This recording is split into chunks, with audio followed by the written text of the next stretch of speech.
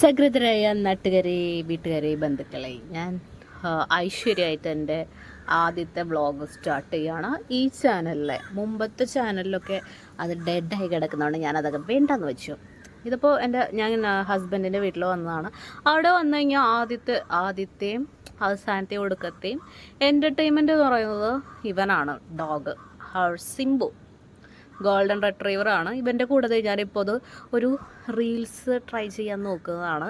ഞാനിങ്ങനെ സ്മെല്ലുണ്ടോ എന്ന് നോക്കാൻ പറയും. അപ്പോൾ അവൻ സ്മെല്ല് ചെയ്യാൻ നേരത്ത് ഞാൻ അവൻ്റെ നെറ്റിയിൽ കിസ് ചെയ്യുന്നതാണ് വേണ്ടത്. പക്ഷെ അവൻ സഹകരിച്ചില്ല. ഞാൻ ജസ്റ്റ് കിസ്സിൽ അവസാനിപ്പിച്ചു. ഒത്തില്ല. പിന്നെ ഈ ബ്ലാക്ക് ഉടുപ്പിട്ട് നിൽക്കുന്നത് സിസ്റ്ററാണ്, മറ്റേത് അച്ഛനാണ്. അപ്പോൾ ഞങ്ങൾ അവൾക്ക് കിട്ടിയ ഒരു വെഡ്ഡിങ് ഗിഫ്റ്റാണ് അത്.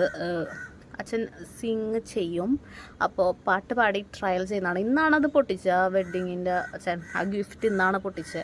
അപ്പോൾ എല്ലാവരും കൂടി പാട്ട് ട്രയൽ ചെയ്യുന്നതാണ്. ഇത് മറ്റേ പൂവേ പൂവേ പാലപ്പൂവേ എന്നുള്ള ഒരു സോങ്ങാണ്. അത് കരോക്കെയല്ല വെച്ചേ, അല്ലാതെ തന്നെ വെച്ചിട്ട് ജസ്റ്റ് ട്രൈ ചെയ്യുന്നതാണ്.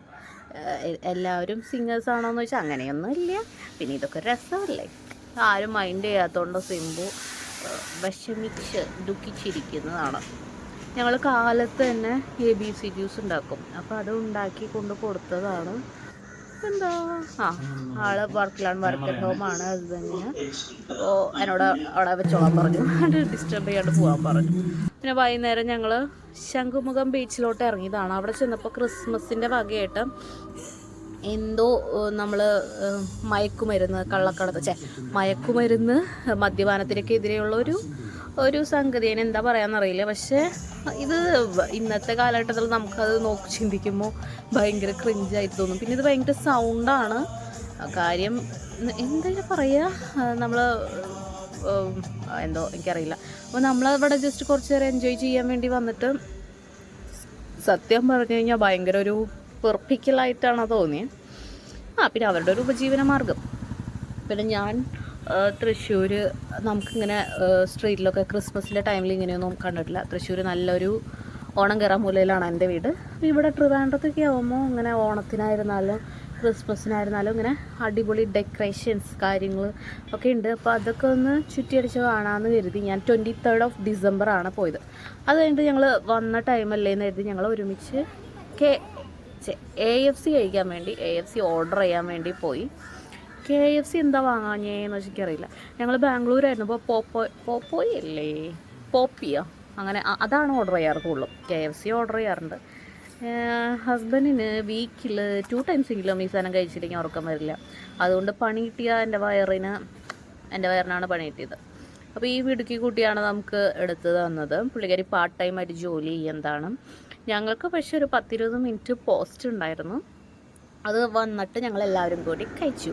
ഞങ്ങൾ നിവിൻ പോളിയുടെ ഫാർമ എന്നുള്ളൊരു ഇത് ഞങ്ങളെല്ലാവരും കൂടി ഇരുന്ന് കാണുമായിരുന്നു. ഇത് ടൈം തെറ്റി ഇട്ടിരിക്കുന്നതാണ്. അത് നെക്സ്റ്റ് ഡേ മോർണിംഗ് ആണ്. സൺ കിസ്ഡ് കോഫി കുച്ചൽ ആണ്.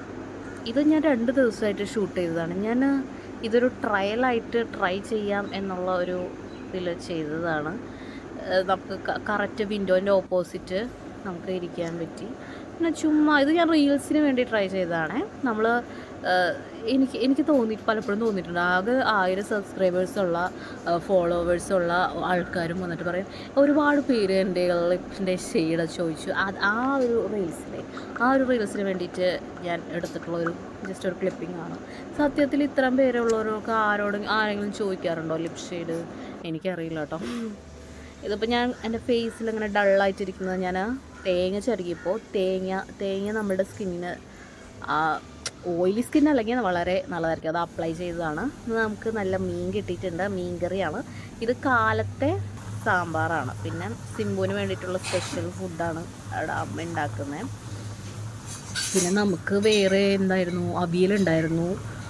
മറ്റേ തോരൻ എന്താ പറയുക, അച്ഛൻ വന്നു. അച്ഛൻ എന്തോ സാധനം വാങ്ങാൻ പോയിട്ട് അച്ഛൻ വന്നു. അമ്മ കിച്ചണിൽ തിരക്കിലാണ്. പിന്നെ നമുക്ക് പോലീസ് സ്റ്റേഷൻ കാണിച്ചിട്ടാണ്. തൊട്ടപ്പുറത്ത് തന്നെയാണ് പോലീസ് സ്റ്റേഷൻ.